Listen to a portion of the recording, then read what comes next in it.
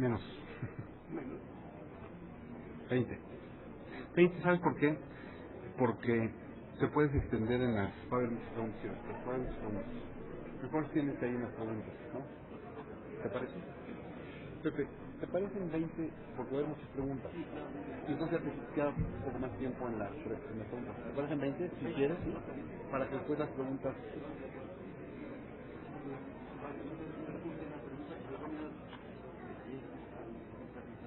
Sí, la gente acá. Pero sobre todo las preguntas son interesantes. Ya viste las que han formulado.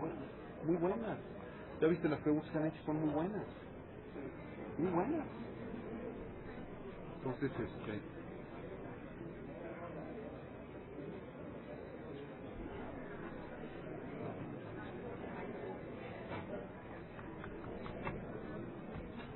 son estos...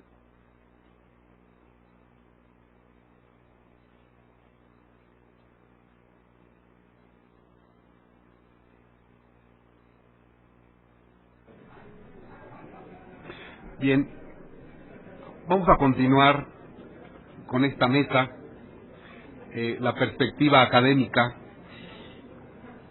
y ahora tenemos la presencia para su ponencia de el doctor Enrique Díaz Aranda y el doctor José Ovalle Favela. Les damos la palabra en primer lugar al doctor Enrique Díaz Aranda y continuamos con la misma dinámica. Doctor, adelante. Muchas gracias. Bueno, antes que nada, quisiera agradecer a mis queridos maestros, la doctora Olga Islas, de González Mariscal y el doctor Sergio José Ramírez, aunque estoy de casa, digámoslo así, siempre será una gran oportunidad y un gran distingo el que ellos le inviten a uno a participar en un evento tan importante. Iván Archibaldo Guzmán fue liberado hace unos días. A él se le habían encontrado, hay datos variables, una cuenta de 650,000 pesos en Scotiabank, otros señalan, Reforma, la fuente, 900,000 pesos, y había comprado un BMW. Es sabido por todos que es hijo del Chapo Guzmán. Es sabido por todos que el Chapo Guzmán se escapó de la cárcel habiendo sido procesado por narcotráfico. En Nicaragua, la Suprema Corte de Justicia de aquella nación está procesando en este momento a 5 sinaloenses, los cuales llegaron de México a Managua con mucho dinero. Y en ese momento empezaron a comprar grandes extensiones de territorio. Es barato en este momento Nicaragua, así es que compraron varias hectáreas, contrataron a muchos nicaragüenses y empezaron a construir una pista. Muchos de estos recursos, que no se sabía de dónde venían, llamaron la atención de toda la población y de inmediato dieron aviso a la policía llegó, detuvo a los sinaloenses, detuvo a las personas que estaban construyendo la pista y se llevaron, por supuesto, toda la maquinaria pesada. En Coatzacoalcos, una mujer tenía problemas de violencia familiar, era conocido por todos sus vecinos el que continuamente su marido la golpeaba, la insultaba y presumían, por los gritos que ella emitía, que le imponía la cópula por la fuerza. No fue una ni 2 veces, sino fueron más. El día de los hechos, los vecinos se alteraron al oír gritos excesivos y después de un rato vieron salir corriendo de la casa de esta señora al marido. Llaman a la policía, se presentan en el domicilio y encuentran a la mujer sin la falda, sin las pantaletas, con signos de violencia y además muerta. En Tijuana, un niño de 4 años que asiste a sus clases regulares en el kinder, de repente es dejado por sus padres y en ese momento es recibido por la Miss, llegan al salón de clases, de repente a la Miss le anda de la pis y de repente les dice: niños, voy a salir 1 minuto, pórtense bien. Apenas sale la Miss, ¿qué hacen los niños?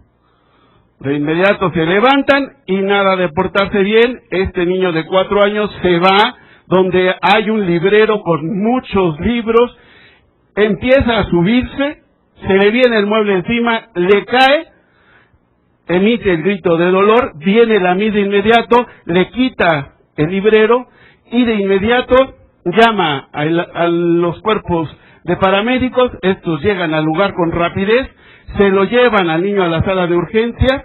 En ese momento el médico de inmediato lo primero que ordena es que le hagan una radiografía, la ve a contraluz y se da cuenta que no hay nada anormal excepto un pequeño punto.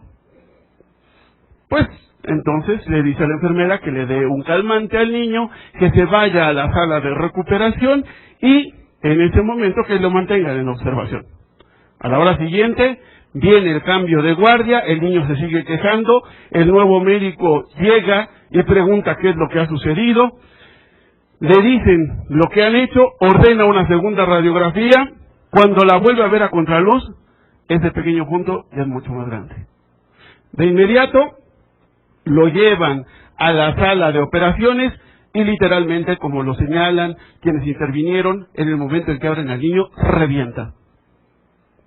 Porque la vena cava se le había seccionado con la caída del librero, pero al quedar aprisionada con la fractura de las costillas, esto había impedido que se saliera de toda la sangre con rapidez.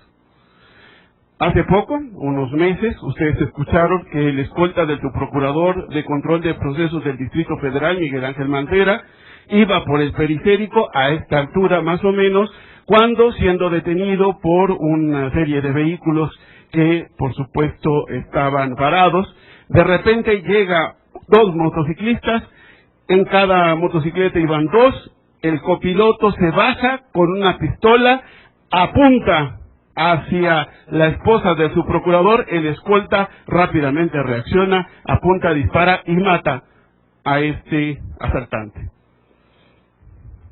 Sexto caso, ya que hablamos de policías. Un policía ministerial tiene un Jetta, que dicen que es el vehículo que todo el mundo tenemos en la cabeza, y ahí se tiene que quedar, porque es el coche que más se roban, con violencia, y es el que más alto cuesta el seguro. Por tanto, entonces, él sí tiene es policía ministerial, sale así a las 5 de la mañana de la zona norte, de repente va por el circuito interior y se da cuenta que lo viene siguiendo un Stratus con unos sujetos sospechosos. Trata de salirse a la lateral para evadirlos y sin embargo, cuando queda a la altura de Calzada de Guadalupe, es bloqueado por 2 vehículos que se detienen por el alto que está. No puede proseguir y se da cuenta de inmediato que el copiloto del Stratus se baja y de inmediato ve rápidamente cómo lleva una pistola. Él, sin más, saca su pistola, corta cartucho, la tiene preparada. Cuando el asaltante llega y apenas le presenta la pistola, de inmediato dispara, lo mata. Problema: la pistola del asaltante estaba descargada. En este sentido, son 6 casos en los cuales me voy a basar solamente para señalar algunos de miles, que no son ni los que ponía Belcel de qué pasa cuando alguien manda a otro para que se muera en una noche lluviosa, para que le caiga un rayo. Eso no pasa en México, ¿cierto? Esto sí pasa. Y ustedes conocen de estos casos. Cuando en 1982 el artículo 16, en el párrafo 2, señalaba qué era lo que tenía que tener el Ministerio Público para consignar a una persona o solicitar la orden de aprehensión, había un grave problema, porque la pregunta era ¿qué se tenía que comprobar? Y en ese sentido se decía que se tenía que comprobar el cuerpo del delito. Sin embargo, esto fue materia de la legislación procesal de cada estado, quienes tenían que definir qué era esto, y decían que el cuerpo del delito se tendrá por comprobado cuando se acredite la existencia de elementos que integran la descripción de la conducta. La conducta que está descrita en el homicidio es el que priva de la vida a otro. Y ya está. O luego dice, o del hecho delictuoso. ¿La conducta descrita en el tipo penal es el hecho delictuoso? Sabemos que no. Porque el delito no solamente es la conducta típica, sino que tienes que ser antijurídica y culpable. Y eso ya todo el mundo lo sabemos. Es más, eso quedó establecido desde los tratados de Von List en 1886. ¿Cuál es el problema? Que después, y por supuesto ustedes ya podrán haber deducido que en mi conferencia ni siquiera se va a tratar de varios de los aspectos de la reforma constitucional, sino solamente en uno.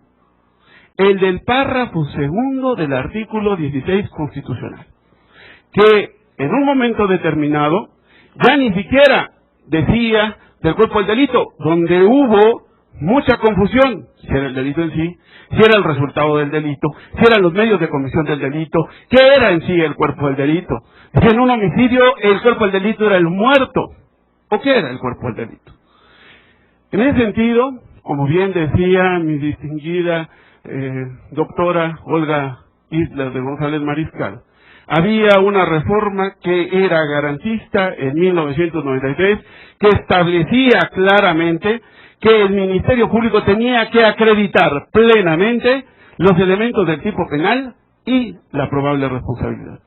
Esto dio lugar a que, por ejemplo, en materia federal, el 168 del Código Federal de Procedimientos Penales estableciera cuáles eran los elementos del tipo penal: acción, omisión, lesión, puesta en peligro de bien jurídico tutelado, dolo, culpa. Principal problema de esta reforma, según lo dicen los legisladores que reformaron la Constitución en 1999, es que el Ministerio Público no podía acreditar el dolo. Y claro, ¿cómo va a poder acreditar el dolo? Si para acreditar el dolo tengo que saber primero qué es el dolo. Si me voy al artículo 9 del Código Penal Federal, dice que es el que conociendo los elementos del tipo penal, y el tipo penal está escrito en la ley. ¿Quiere decir que es conocer la ley? Por supuesto que no. Desde esta perspectiva, entonces, esta falta de acreditación del dolo, que luego ya me referiré a la trascendencia, dio lugar a que se eliminara esto, y en 1999 viniera la contrarreforma, se eliminaran los elementos del tipo penal y se volviera al cuerpo del delito. Aquí subrayo una cosa que nadie puso mucha atención, que era la atribuibilidad, que esto sí era más importante que el dolo y la culpa, pero que luego me referiré a ello y verán por qué. Evidentemente, después de la reforma de 99, se dice que deben existir datos que acrediten el cuerpo del delito y hagan probable la responsabilidad del indiciado. Es decir, que el cuerpo del delito, según se entiende, tiene que ser elementos objetivos y elementos normativos. Subjetivos cuando el tipo así lo requiere. Pero lo demás, probable responsabilidad, se puede deducir. ¿Cuál es el problema?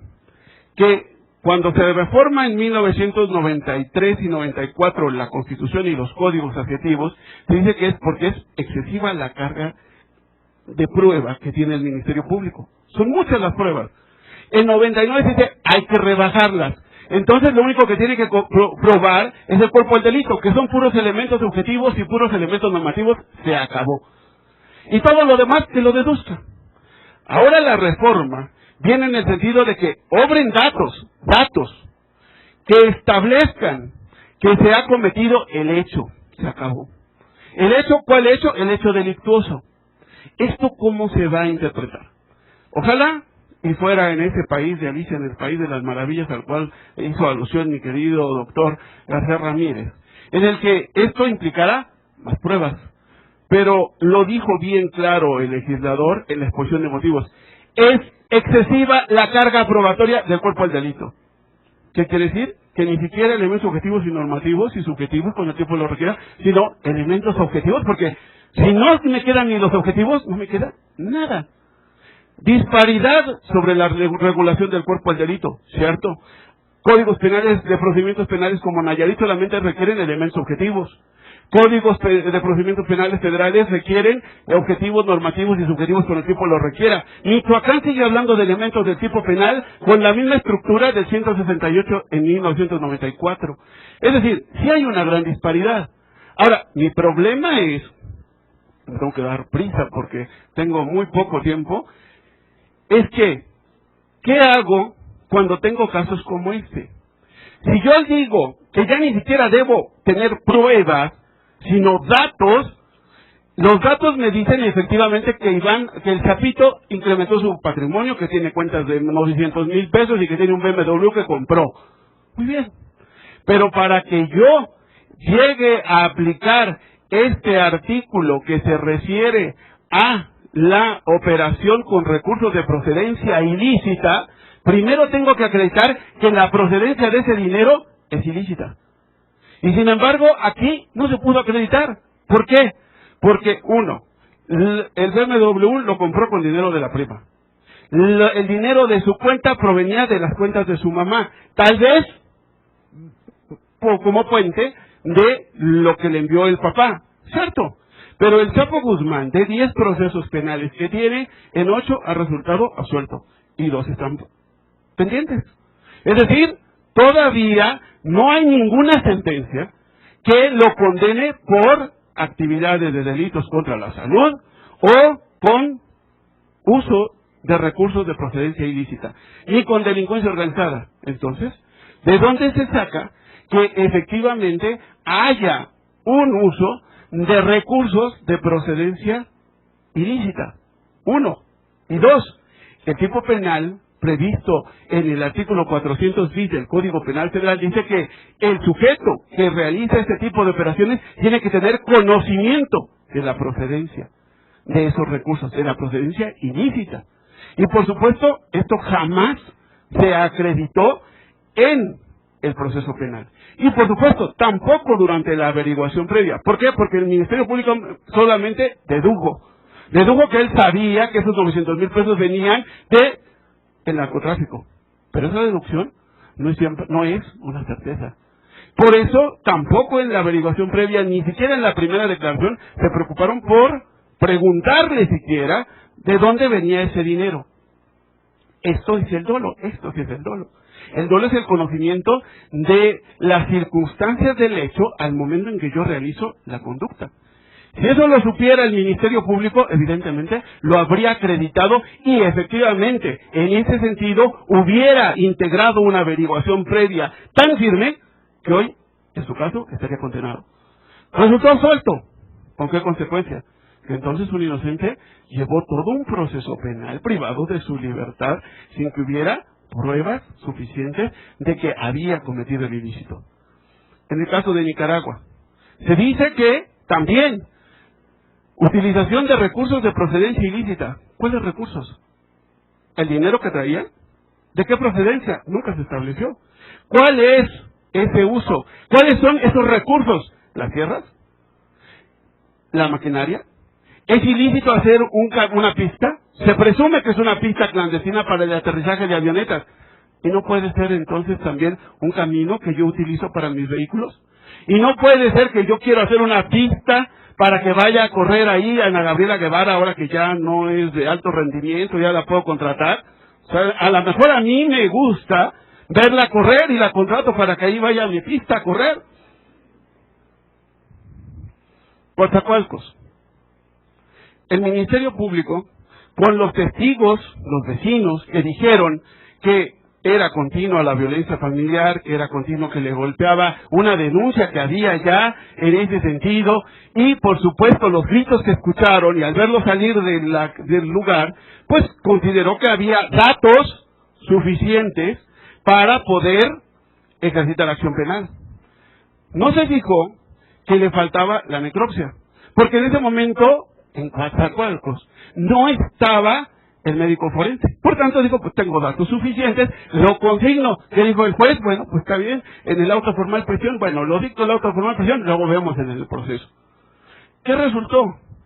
Que después, con la necropsia, se acreditó que la causa de la muerte era un aneurisma cerebral. Porque la mujer era hipertensa, y se acreditó que lo que se le había encontrado alrededor del vello púbico, que eran unas cosas como blanquizcas, que el Ministerio Público de la Inspección Ocular dedujo que era semen, eran en realidad restos de un desodorante Rolón que la mujer había utilizado cubierto con un condón porque se estaba masturbando. Y al momento de estarse masturbando, por supuesto, subió la presión arterial. Esto causó que el aneurisma cerebral estallara y le provocara la muerte. ¿Datos? Datos que parecía o hacían parecer que el marido la había matado, pero que en realidad las pruebas habían demostrado que no. Esto, incluso sabiendo lo que es el hecho delictuoso, conforme a la teoría más antigua que es el sistema clásico, se hubiera podido resolver, porque el causalismo señalaba que entre una conducta y un resultado debe haber un nexo causal, y ese nexo causal se debe probar.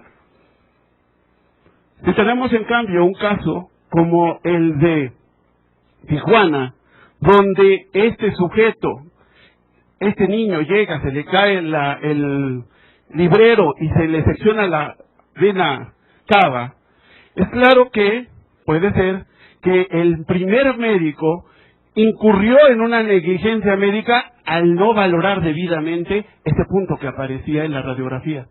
Sin embargo, los datos eran confusos, porque ese punto que aparecía también podía ser producido por una inflamación del vaso, por ejemplo, que es muy común cuando se cae un objeto pesado en el tórax de una persona.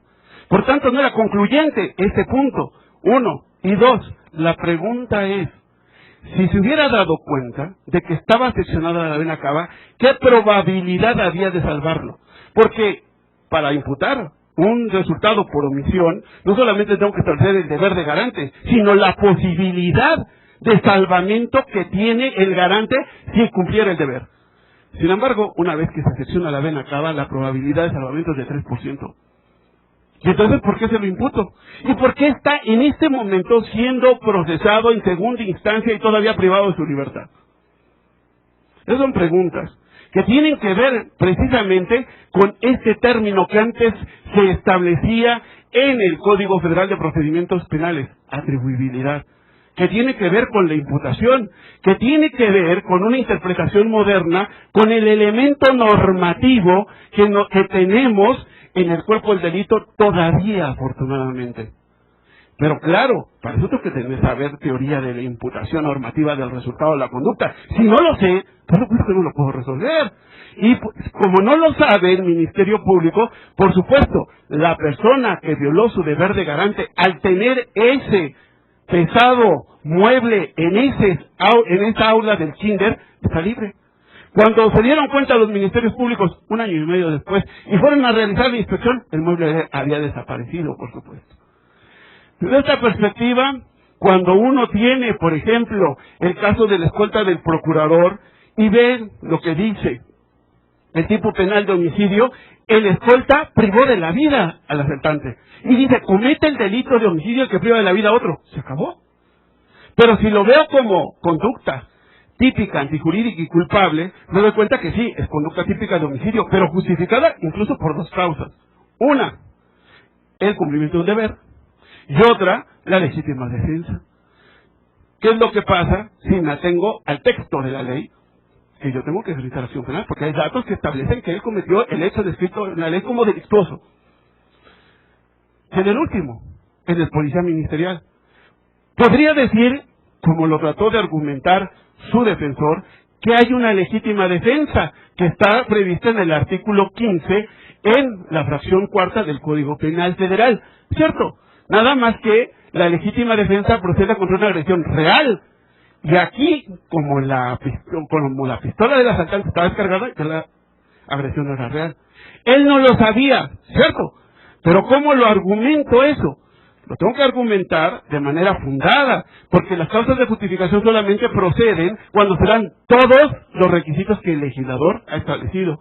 Para eso tengo que tener buenos conocimientos de teoría del delito, para saber que eso no se soluciona por la legítima defensa, sino por un error invencible, porque se crea que está justificada la conducta. Es decir, lejos de lo que nos han enseñado tradicionalmente, la legislación mexicana no solamente reconoce 2 clases de error de tipo y prohibición, sino también el error sobre la justificación.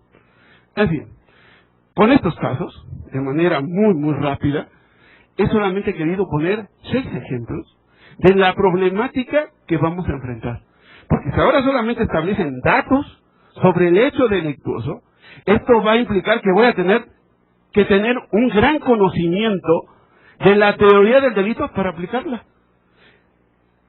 Antes, cuando todavía la Constitución permitía que las legislaturas locales hablaran de cuerpo al delito y probable responsabilidad, nos daban una esperanza, porque quienes nos dedicamos a la doctrina hemos tratado de ir acotando cómo se aplica todo esto. El doctor García Ramírez ahora con este nuevo libro que mucho celebro sobre la reforma de la justicia penal, la interpretación de los delitos de mi muy admirada doctora Olga Islas, lo que nos presentó ayer en torno al juez de ejecución, el magistrado Ojeda Velázquez, yo mismo haciendo mis aportaciones en libros en los que resuelvo casos sobre prácticos con la teoría del delito para presentar cómo se aplica todo esto. Tratábamos, tal vez de manera ilusoria, de ir acotando todas esas pruebas que el Ministerio Público debe acreditar para poder llegar a ejercitar acción penal y evitar que un inocente vaya a la cárcel y asegurar que un delincuente sea condenado. Sin embargo, en este país de la Alicia en el País de las Maravillas, donde la Constitución está perfilada hacia normas, decía Levenstein, hay normas normativas, normas programáticas, normas semánticas y normas nominales, donde muchas son normas programáticas. Derecho a la salud, todos tenemos derecho a la salud, y sin embargo un sistema de salud colapsado, y sin embargo problemas de sobrepeso, la segunda causa de muerte es la diabetes, donde todos tenemos derecho a una vivienda digna, y sin embargo la mayoría no tiene vivienda siquiera propia. Pero si nos vamos por esa idea de los legisladores que mucho prometen, y lo peor, mucho incluyen en el ordenamiento penal, no nos extrañe que mañana también se les dé la gran idea de que nos declaremos como un país de primer nivel, como una primera potencia, como un país desarrollado, y nos pongamos de igual a igual con Estados Unidos y con Canadá, es más, con la Unión Europea, porque ya somos ricos. Dijo alguna vez un célebre presidente de la República, había que administrar la abundancia. ¿Qué abundancia nos queda? La abundancia de la esperanza.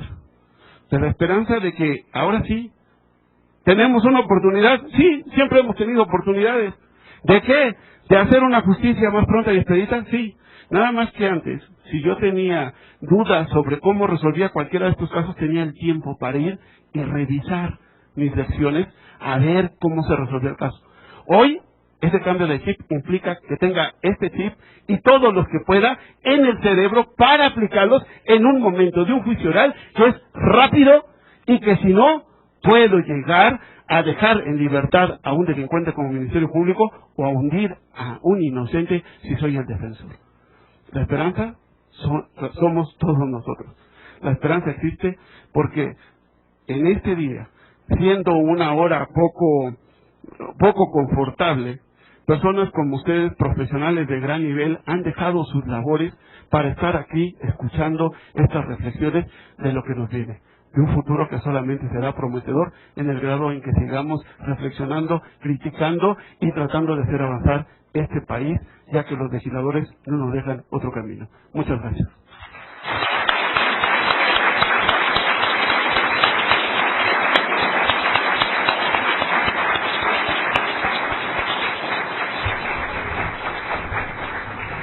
Muchas gracias al doctor Enrique Díaz Aranda.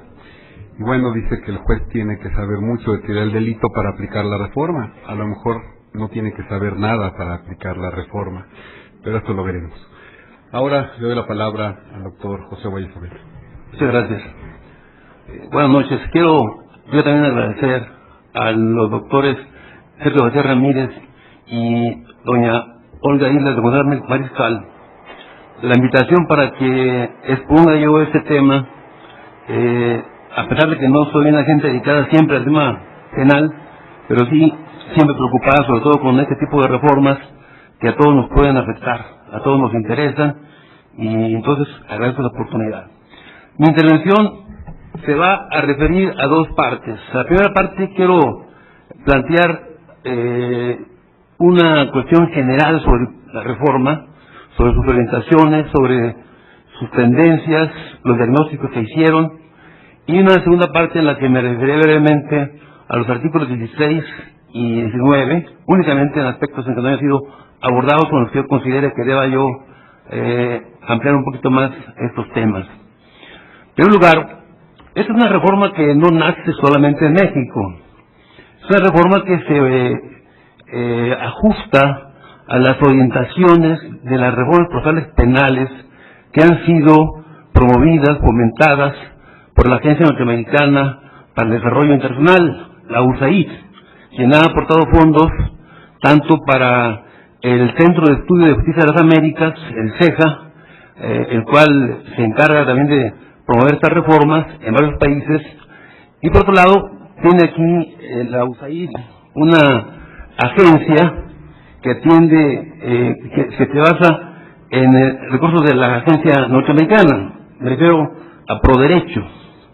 Tiene ProDerecho una página en internet que es http://www.proderecho.com, en donde ustedes pueden encontrar mucha información sobre las reformas procesales penales, no solo en México, sino también en América Latina, la colombiana. Ahí están los códigos del año 2005, 2006 en Colombia, en Chile, en Costa Rica, en los cuales se encuentran las mismas orientaciones que esta reforma. Entonces, ese es el contexto en el que se da esta reforma procesal penal, a pesar de que efectivamente surgió de iniciativas presentadas por diputados de todos los partidos, del PAN, del PRI, del PRD mismo, que presentó muchas iniciativas, y algunas realmente dignas de replay. Por ejemplo, algún diputado tuvo la puntada de presentar una reforma para que la orden de cateo fuera verbal. Es decir, el Ministerio Público llegaba ante el juez y le decía: fíjate que quiero catear tal casa. Ah, sí, ¿quién vive por allá? Zona tal. Ok, ve y luego me informas, ¿no? Entonces, al llegar al cateo, ¿tienes la orden de cateo? No, ya es oral todo, ¿no? Es decir, se imaginan, el primer párrafo del artículo 16 exige que en cualquier acto de molestia de autoridad se expida el mandamiento escrito en el cual se funde y motive la causa legal del procedimiento. Y es un párrafo que este diputado quiso agregar. Se decía que la orden de cateo era verbal. Muchas cosas como estas no pasaron, otras sí pasaron. Son los que han dado materia a este análisis. Entonces, aunque efectivamente hay una especie de origen común de todos los diputados, una especie de competencia, a ver quién presentaba más ocurrencias para esta reforma, pues con todo y que fueron ellos los que lo presentaron, estaban respondiendo exactamente a las mismas orientaciones que se estaban haciendo en Colombia, Costa Rica, en Chile, y que además aquí ya se habían adelantado. Aquí ya varios estados de la República que tienen algunas de las reformas, y entonces esta reforma constitucional que todavía no se aprueba en definitiva, falta todavía 7 estados de la República, no hay que ser ingenuos, lo van a aprobar, porque así son las cosas en México, pero hicieron reformas que eran contrarias a la Constitución. Chihuahua, por ejemplo, introdujo el auto de vinculación, que no estaba previsto en el artículo primero constitucional, sino la forma de prisión. Sin embargo, la reforma previene que puede entrar en vigor dentro de 8 años, en la medida en que se estén promulgando ya los códigos que se adapten a esta reforma. Pero aquellos códigos que ya se habían promulgado antes, ya entrarán en vigor de inmediato para sanear cualquier problema de inconstitucionalidad que los autores de la reforma de Chihuahua, Nuevo León, Estado de México, se les ocurrió al margen de la Constitución. Pero cuando yo vi esta reforma, no pude menos que recordar a don Celestino Porte Petit, gran maestro, que nos invitó a una comisión para preparar un código para el Estado de Tabasco, en la que estuvo también mi buen amigo el doctor Zamora Pierre, y que recuerdo que lo primero que nos dijo cuando empezamos a trabajar: nuestra base es respetar la Constitución. No vamos a hacer nada que sea contrario a la Constitución. Vamos a hacer un código que desarrolle todos los derechos humanos. Esa fue la idea de... Yo cuando veo esta reforma digo, bueno, aquí fue al revés, ¿verdad? Primero primero violan la Constitución y después la cambian para que no haya violación. Entonces, esa es la lógica que han seguido en esos estados. Pero bien, ya en concreto, muy brevemente en algunos puntos, yo sí insistiría en que el artículo 16 de la Constitución, pues sí trae una reforma, el proyecto que todavía falta que se apruebe. Uno quisiera poner changuitos, pero esto es una utopía.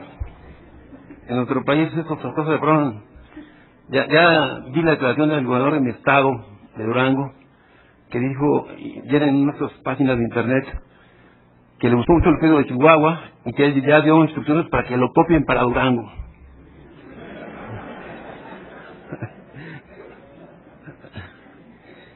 Entonces, sí me preocupa muchísimo porque este artículo 16, en la parte del cuerpo del delito y por la responsabilidad, es un artículo que tiene antecedentes en el siglo XVI, en Alemania, que es donde nació el cuerpo del delito, y después ya cambió. Aquí se introdujo en México hasta 1917. Es algo relativamente reciente. Y es un concepto sobre el cual se había trabajado mucho en la doctrina, en la jurisprudencia, y de repente, cuando llegó la reforma del 93, introdujo otro concepto más estricto de los elementos que integran el tipo penal. Y entonces la reacción fue que era excesivo, que era mucho, entonces se volvió al cuerpo del delito para que no fuera tanto. Pero ahora ya no hay ni cuerpo del delito, ¿verdad? Ya no hay nada. Lo que dice el artículo es que no podrá librarse orden de aprehensión sino por la autoridad judicial y sin que preceda denuncia o querella de un hecho que la ley señale como delito, sancionado con pena privativa de libertad, y obren datos, no pruebas, obren datos que establezcan que se ha cometido ese hecho y que exista la probabilidad de que el indiciado lo cometió o participó en su comisión. Entonces, obren datos. ¿Qué datos? Va a depender mucho del legislador ordinario. Yo pienso que esta reforma no es tan garantista como se pronuncia ella misma. Pienso que es en buena medida una reforma muy autoritaria, porque va a dejar a los órganos legislativos y a los jueces del Ministerio Público la interpretación de un precepto que es tan vago, tan general como este, ¿verdad?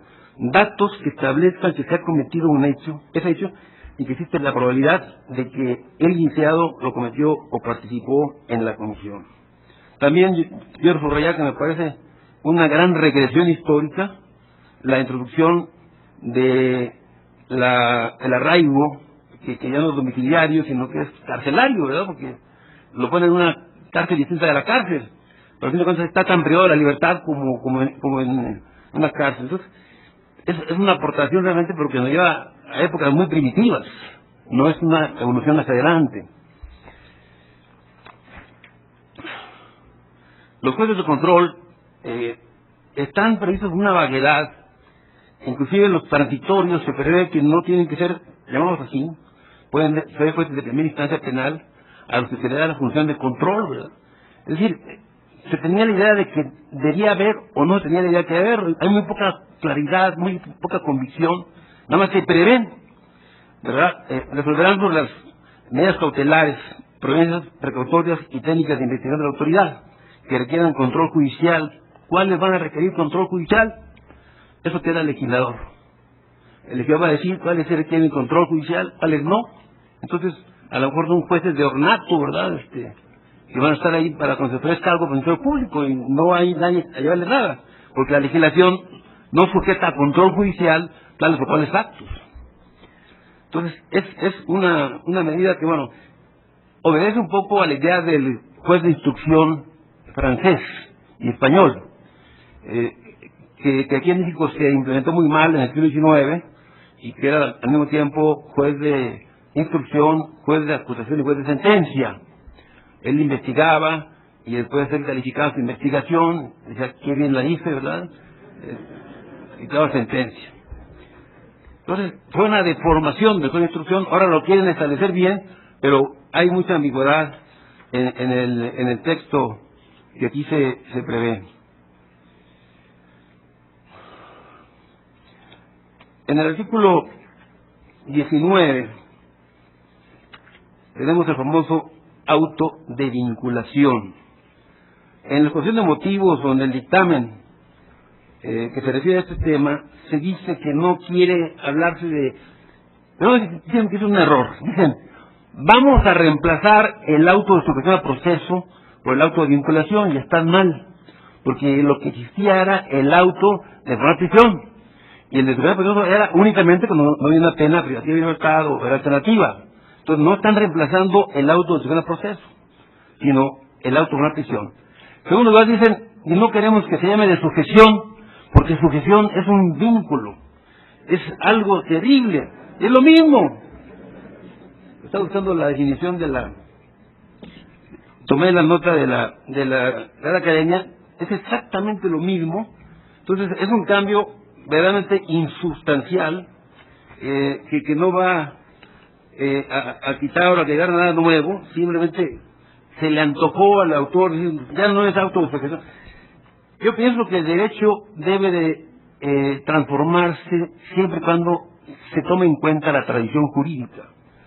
Y aquí no es una innovación muy valiosa, un capricho del legislador. Dijo, ya no más auto de sujeción a proceso, sino auto de vinculación. Perdí lo que dice la Real Academia, y creo que dice peor, porque vincular es sujetar o grabar bienes de ambas personas, y aquí lo han hecho auto de vinculación. Entonces, desde luego que es una expresión totalmente inadecuada, pero además intrascendente. Lo más delicado es en cuanto el contenido del auto llamado ahora de vinculación a proceso, en donde se dice que todo el proceso, la parte más importante, también es importante la parte inicial, cuando habla de que se ha cometido tal hecho que la ley define como delito. Y aquí está la cuestión que aparentemente están cambiando la expresión del constituyente 17, que hablaba de un delito.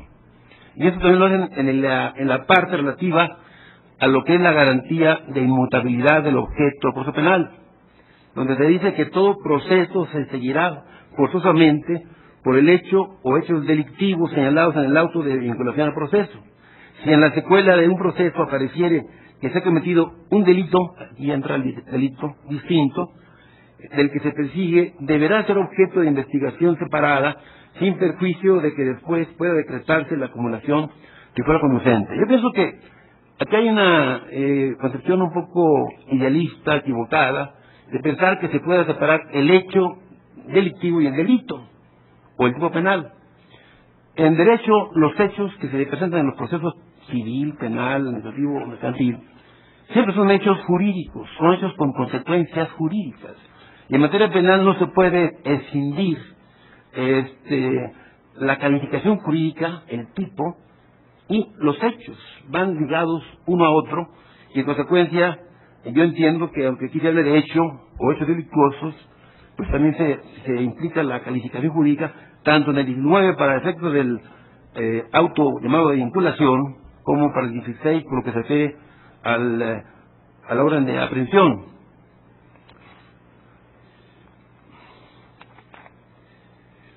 He reducido mucho mi participación, creo que demasiado, porque ya me dejaron pocos temas. Bueno, el punto que también quiero tratar, que ya fue tratado, es que curiosamente el derecho a la libertad caucional desaparece del artículo 20. Ya no es una garantía o derecho del inculpado. Se traslada al artículo 19, ya no como derecho, sino como facultad de la autoridad, y vuelvo aquí a la concepción autoritaria del proceso, muy lejana, muy ajena, muy extraña a el proceso garantista. El proceso garantista asegura, reafirma los derechos fundamentales de la persona. El proceso penal autoritario fortalece las facultades de la autoridad. Y aquí en este caso, el derecho a la libertad bajo caución ya no es un derecho del inculpado, sino una facultad del juez y del Ministerio Público pedirla. Y entonces, aquí se dice que el Ministerio Público solo podrá solicitar al juez la prisión preventiva cuando otras medidas cautelares no sean suficientes para garantizar la comparecencia del imputado en el juicio el desarrollo de la investigación, la protección de la víctima, de los testigos o de la comunidad, así como cuando el imputado esté siendo procesado o haya sido sentenciado previamente por la comisión de un delito doloso. Aquí es a petición del Ministerio Público, el juez es el que resuelve. Los supuestos me parecen muy genéricos y no creo que le dan una garantía al inculpado para saber cuándo va a tener derecho a la libertad. No es un derecho, va a ser una gracia que le concede a la autoridad, ¿verdad?, con base en este artículo 19. El traslado del 20 al 19 es no es nada más topográfico, es una conversión de una facultad de un inculpado en una facultad, ahora una atribución de la autoridad. Entonces, los supuestos me parecen sumamente vagos y no le dan certeza jurídica, seguridad jurídica al inculpado de cuándo tendrá derecho a esa libertad. Y luego agrega, además, que el juez también lo puede, o lo debe, ordenará la prisión preventiva oficiosamente en los casos de delincuencia organizada, homicidio doloso, violación, secuestro, delitos cometidos por medios violentos como armas y explosivos, así como delitos graves que determina la ley en contra de la seguridad de la nación, el libre desarrollo de la personalidad y de la salud.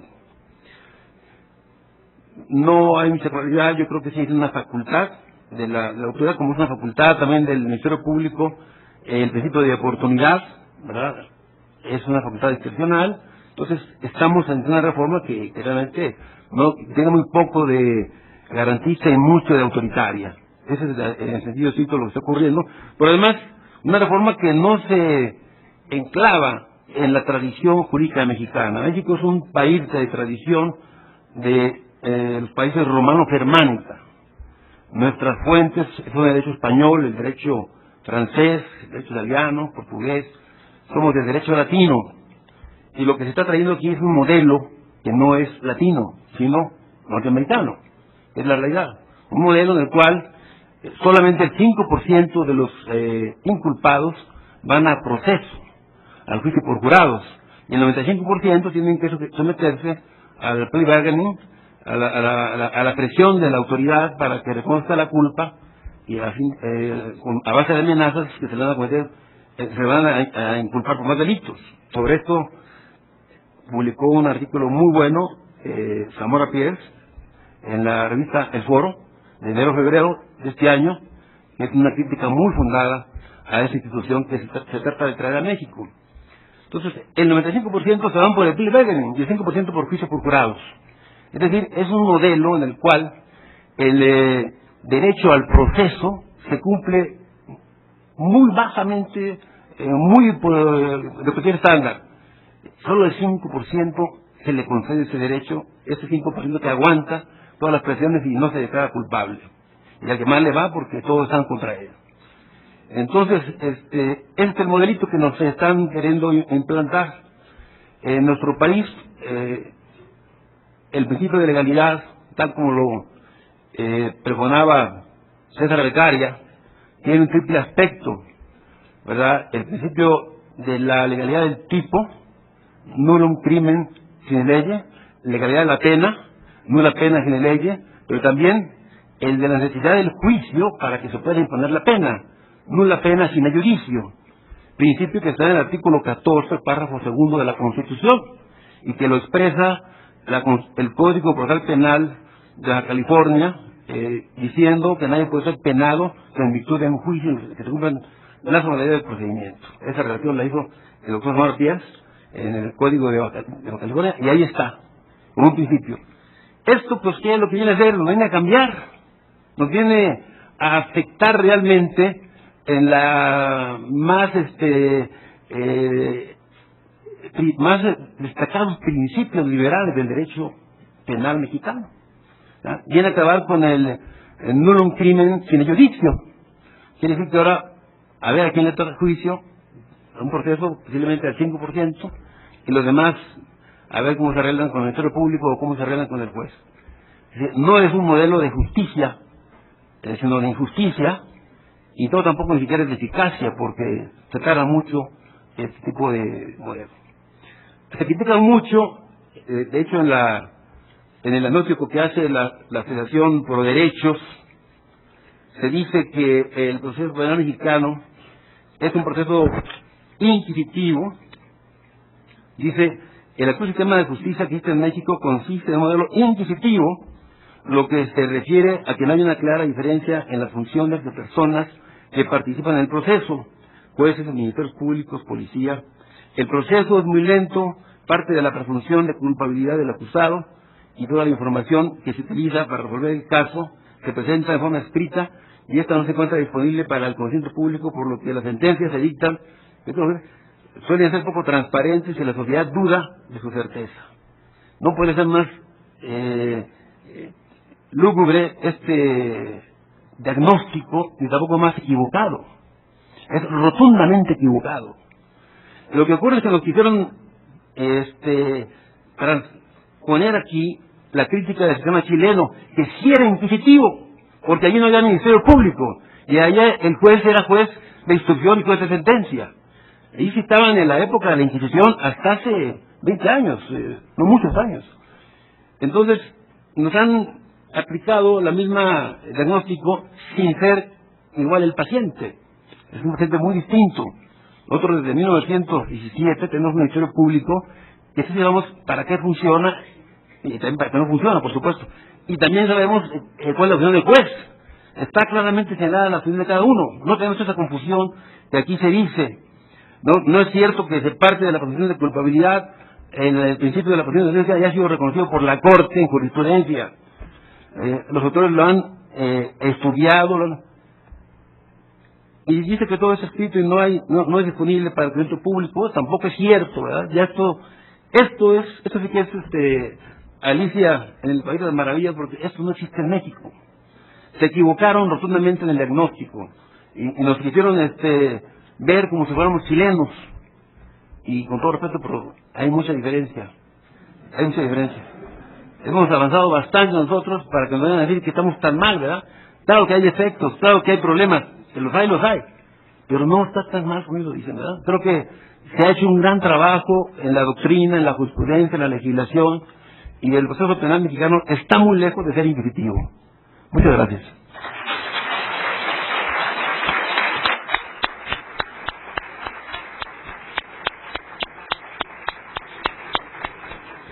Gracias, doctor Ovalle Favela.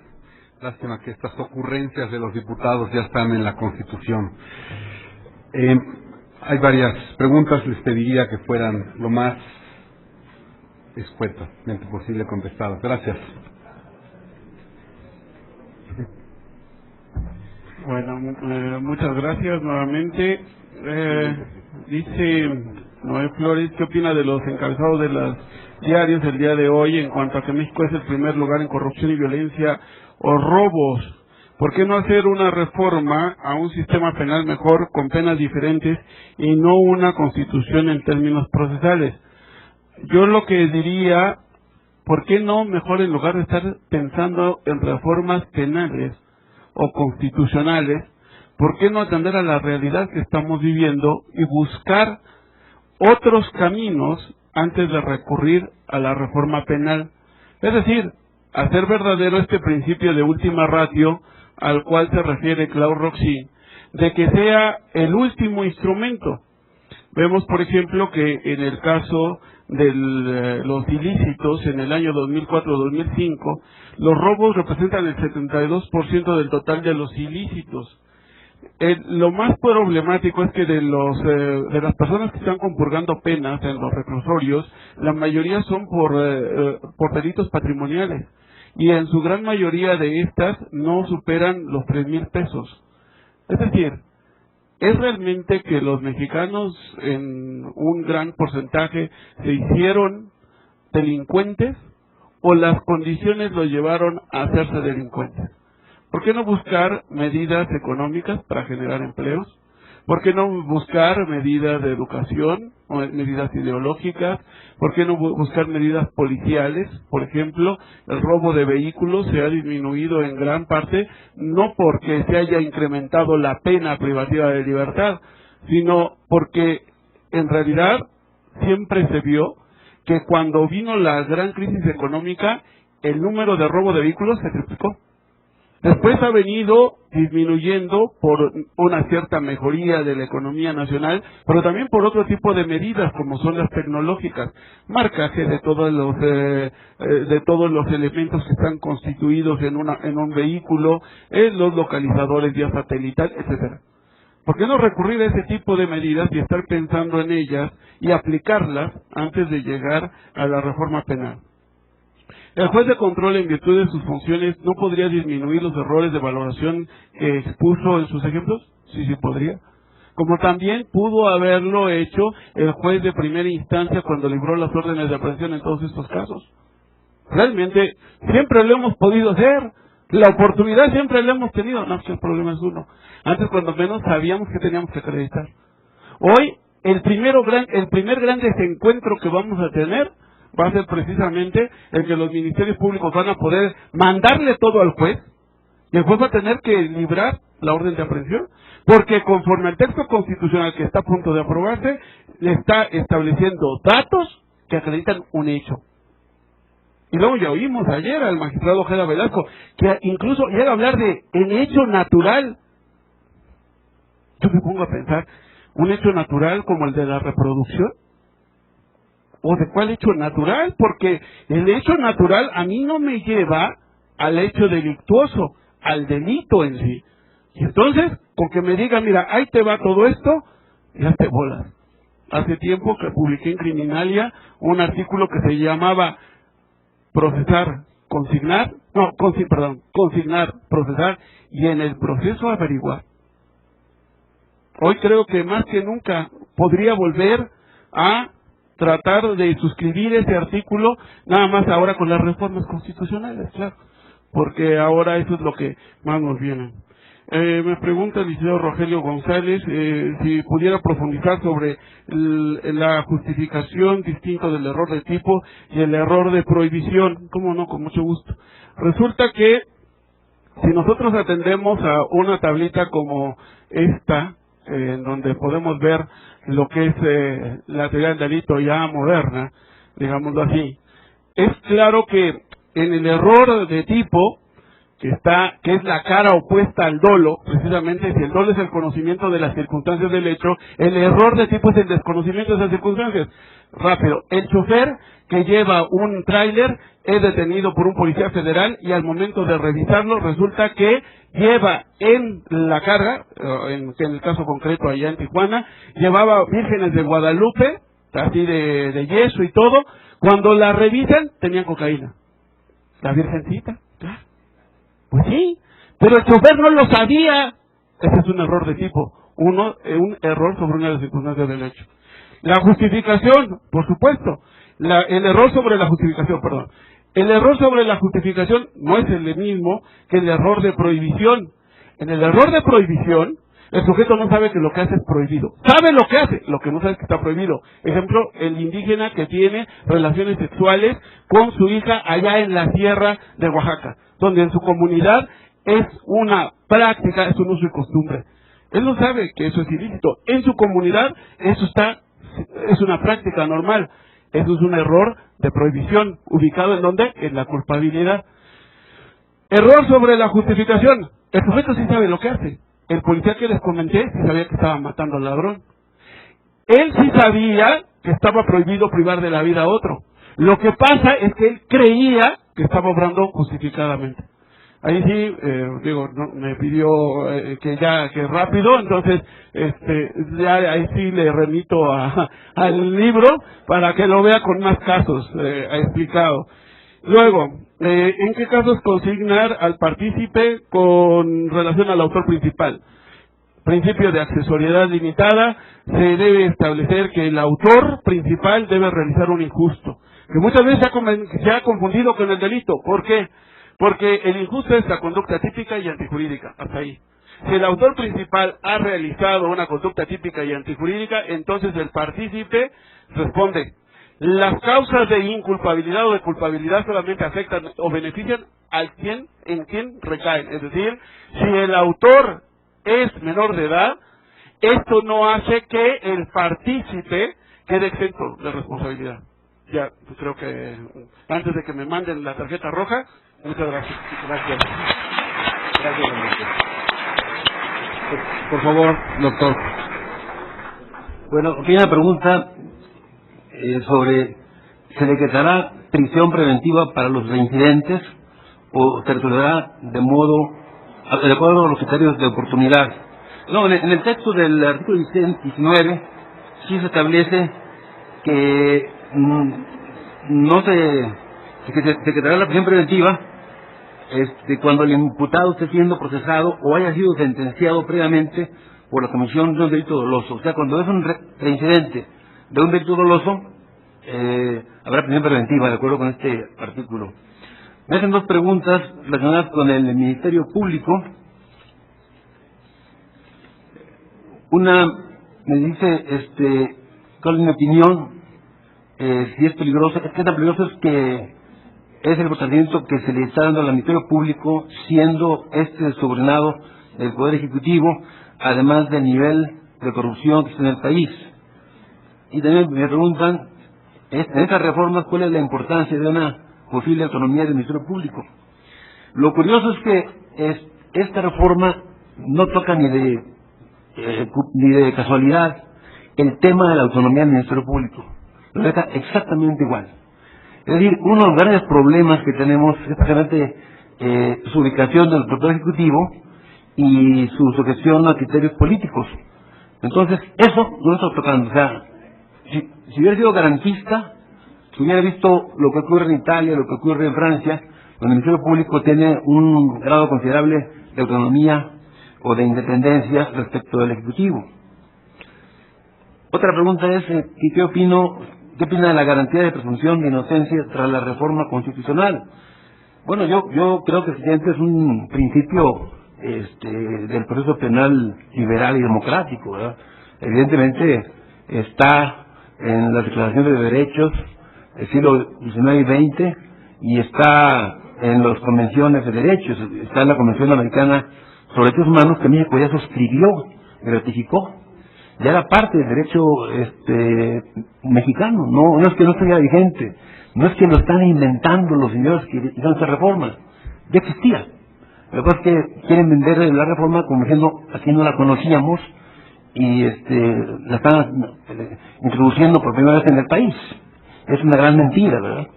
Igual pasa con los argumentos históricos. No, es que el cuerpo del delito es medieval, es del siglo XVI. ¿De cuándo son los jurados o los procesos orales? ¿Son de este siglo? ¿Del siglo pasado?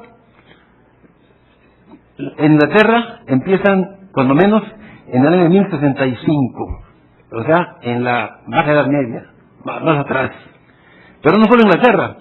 Si ustedes ven a la literatura griega, vean a Aristófanes en Las Avispas, donde él hace una crítica muy sólida a los juicios por jurados en Grecia.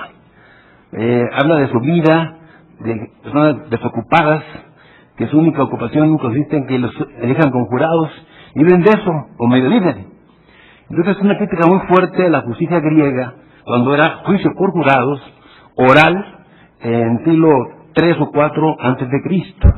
Entonces, si hablamos de cosas antiguas, pues yo creo que lo que nos están trayendo es muy antiguo, más antiguo de lo que aquí teníamos.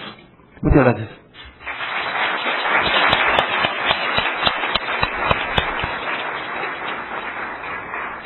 Pues muchas gracias, damos por concluidos esas cuarta mesas de las jornadas y los esperamos mañana a las 5 de la tarde. Muchas gracias. Felicidades.